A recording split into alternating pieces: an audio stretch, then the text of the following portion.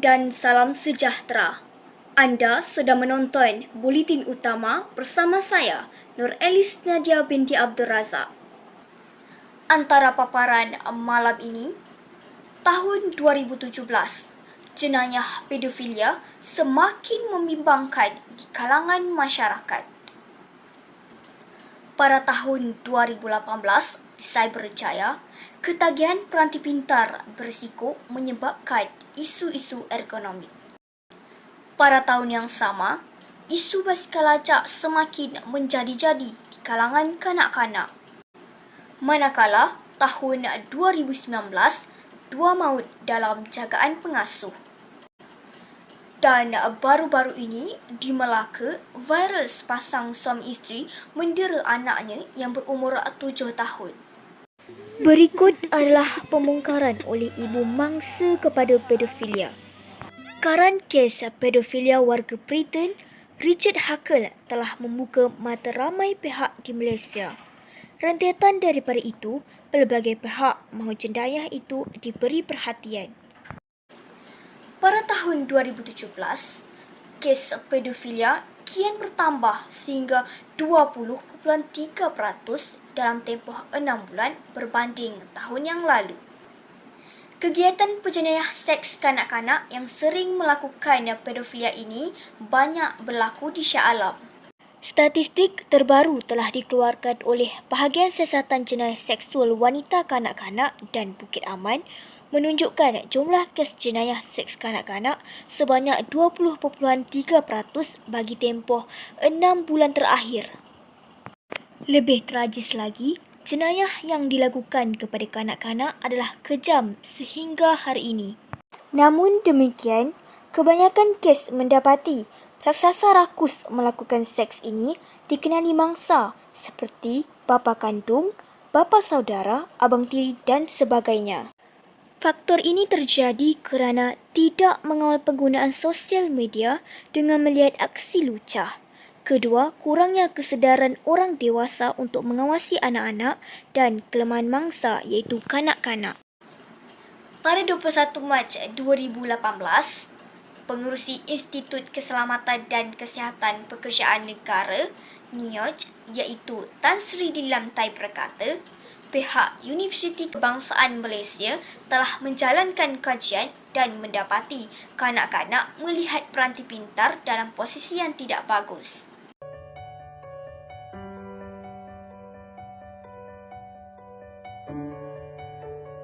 Video ini menunjukkan kanak-kanak ini mengalami gangguan saraf pada muka akibat bermain permainan video terlalu lama.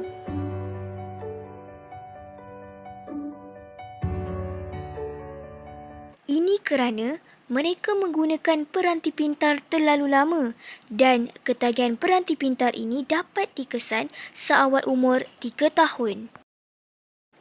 Oleh itu, ibu bapa perlulah mengawasi anak-anak semasa menggunakan telefon pintar supaya tidak melihat unsur-unsur negatif dan perlulah mengawasi penggunaan telefon pintar setiap masa sebelum nasi menjadi bubur. Kedua, memberikan didikan agama yang sempurna kepada anak untuk mengelakkan diri daripada terlibat dengan perkara negatif. Dan yang ketiga, menasihati anak-anak menggunakan telefon pintar secara bijak. Hal ini kerana sesetengah daripada mereka tidak dapat membezakan baik dan buruk. Oleh itu, Tan Sri Dilam Tai berkata, Pusat Kecemerlangan Ergonomik NIOJ di Johor Bahru akan menjalankan kajian lebih mendalam terhadap peranti pintar dalam aspek ergonomik. Berhubung dengan itu, Lee berkata, persidangan bertemakan meningkatkan keselamatan dan kesihatan pekerjaan dalam era digital akan diadakan buat julung kalinya.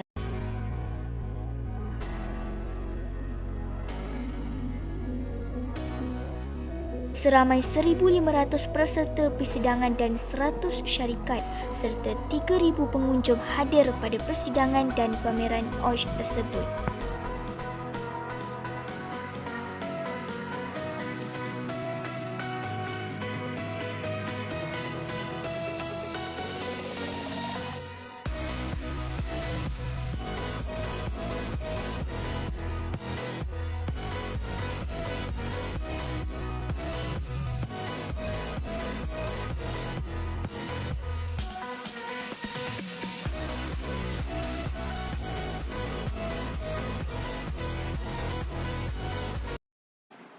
Pada tahun yang sama, 20 Januari 2018, 6 kanak-kanak ditahan kerana terlibat dengan aktiviti lumba basikal lajak dan dikenakan saman sebanyak RM150 seorang.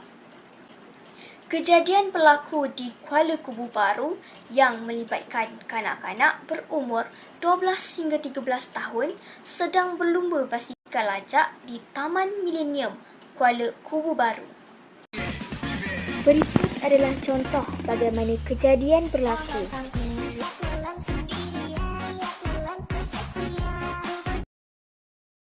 Menurut Ketua Polis Daerah Hulu Selangor iaitu Lim Bak Pai berkata, 6 kanak-kanak berasal dari Kampung Ampang Pecah dan merupakan pelajar dari sekolah berdekatan. Menurutnya lagi, pemeriksaan mendapati basikal yang dibawa oleh kesemua kanak-kanak terbabit telah diubah suai untuk dijadikan lumba. Penahan tersebut dilakukan oleh sepasukan anggota trafik IPD Selangor kira-kira 5.30 petang di kawasan tersebut. Sebagai ibu bapa, kita sewajarnya memendung dan mengawasi tingkah laku anak-anak supaya tidak berlaku sebarang masalah di kemudian hari. Pada 29 Julai 2019, tragedi menyayat hati berlaku melibatkan 2 orang bayi meninggal dunia ketika di pusat jagaan kanak-kanak. Insiden pertama, adik Abdul Rahim Mijan berusia 9 bulan dipercayai lemas di dalam baldi berisi air di tandas. Kejadian ini berlaku di Shah Alam.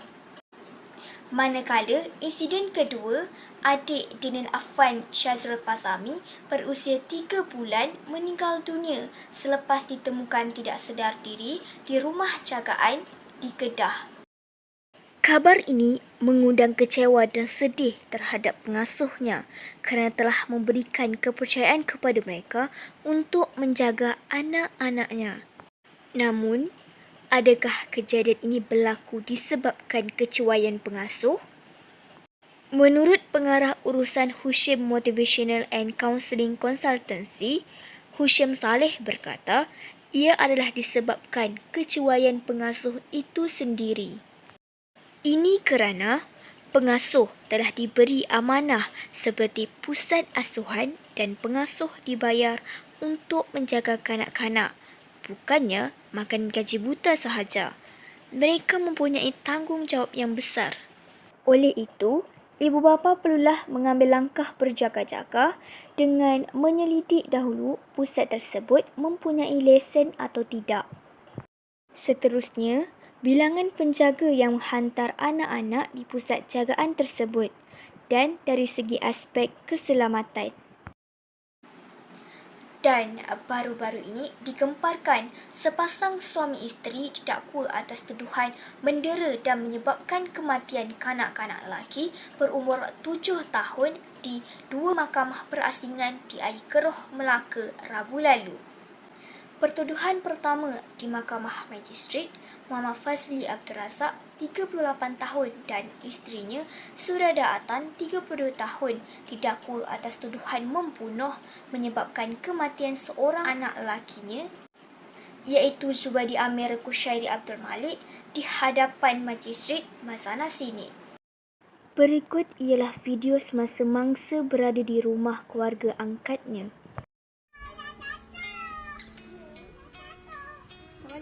Boleh makan ke? Boleh makan? Adik.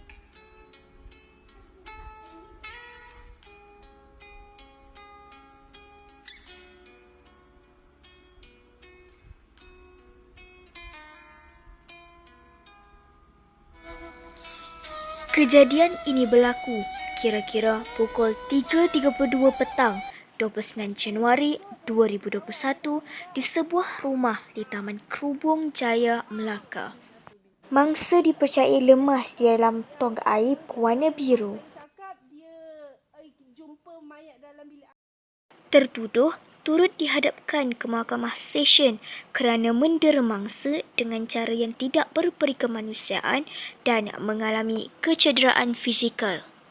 Bagaimanapun, hakim tidak membenarkan mana-mana pihak melakukan sebarang jaminan terhadap mereka dan mahkamah telah menetapkan tarikh untuk perbicaraan semula. Sebelum ini, ayah tiri kepada mangsa ini melaporkan kepada polis mangsa lemas. Akan tetapi, siasatan awal telah dilakukan dan mendapati berlaku penderaan terhadap mangsa. Perbicaraan demi perbicaraan, hakim telah menjatuhkan hukuman kepada ibu kandung dan bapa tiri mangsa.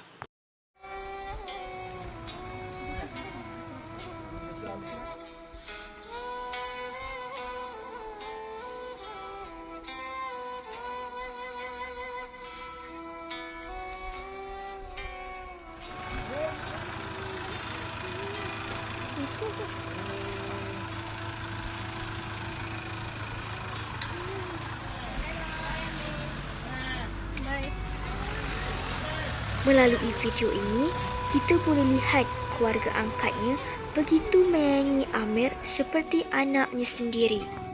Walau bagaimanapun, kita doakan yang terbaik dan semoga keluarga angkatnya kuat seperti sedia kala. Ini kerana setiap yang hidup pasti akan mati.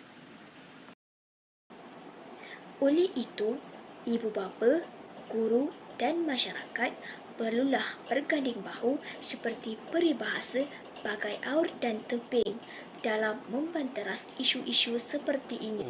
Pihak Persatuan Penduduk ataupun ahli karya di kawasan Kelang Jaya agar lebih merapatkan antara perhubungan antara masyarakat Melayu, Cina, India agar masalah jenayah mudah ditangani. Tambahan pula, kita sebagai orang dewasa perlulah menunjukkan sikap yang baik dan sopan kepada anak-anak dan melarang apa sahaja aktiviti yang dilakukan oleh anak-anak jika perbuatan mereka menyalahi undang-undang. Rentetan daripada itu, kita sebagai manusia haruslah mempunyai perasaan berberi kemanusiaan sesama manusia. Tuntasnya, negara akan hidup aman dan sentosa tanpa sebarang jenayah dan kes salah laku untuk meningkatkan kualiti dan nama baik negara. Dengan itu, negara kita akan dipandang tinggi oleh negara luar dengan cara kita bersama-sama membanteras dan mengawal diri kita daripada melakukan kes-kes salah laku. #Marilah kita bersama-sama hidup bersatu padu, tidak kira bangsa maupun agama. Baiklah, sekian itu sahaja daripada saya, Elis Razak. Assalamualaikum dan selamat malam.